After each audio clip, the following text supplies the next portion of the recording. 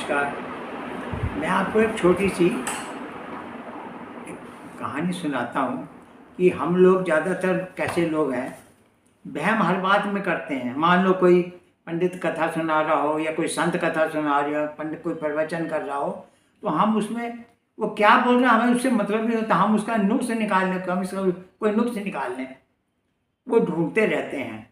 हम बहुत से आदमी आपको मिलेंगे, उनको संत की बातों से मतलब नहीं होता। मतलब होता है उसके कोई नुक्स चीनी निकालनी है, नुक्स निकालना ही निकालना है। ऐसे ही एक संत आते थे गांव में, वो सुंदरकांड का पाठ करते थे। तो जब संत ने आना तो एक आसन अलग बिछाना और एक पर आके बैठ जाना, कथा शुरू कर देनी, रोज का काम था। 2-3 दिन के बाद में एक आदमी गया, संत को कहा, महाराज आप तो बैठते हो, जो आपके साथ में एक आसन बिछाते हो ये तो खाली पड़ा रहता है, इसमें तो कोई बैठता ही नहीं है। तो बोला नहीं, इसमें हनुमान जी बैठे होते हैं। तो बोला अच्छा हनुमान जी बैठे होते हैं? बोला हाँ। तो बोला हमें कैसे पता लगा हनुमान जी बैठे हैं?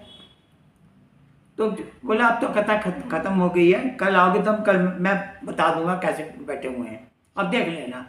अभी वो बात सब गांव में पता लगी जी कि कल हनुमान जी को दिखाएंगे। होते होते और भी गांव वालों को पता लग गई होगी, बड़ी भीड़ इकट्ठी होगी जी देखने के लिए कि भाई चलो हनुमान जी देखेंगे, हनुमान जी देखेंगे।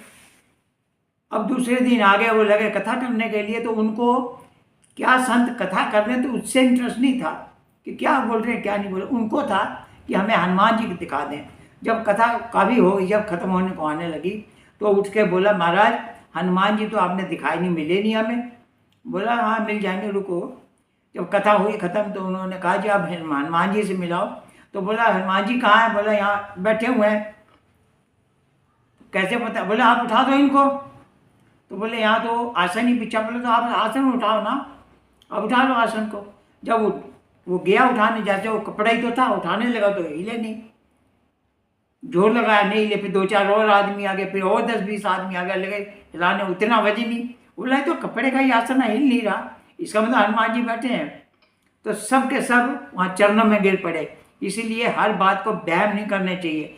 श्री राम कहिए और हनुमान जी को मिलते रहिए। जय श्री राम।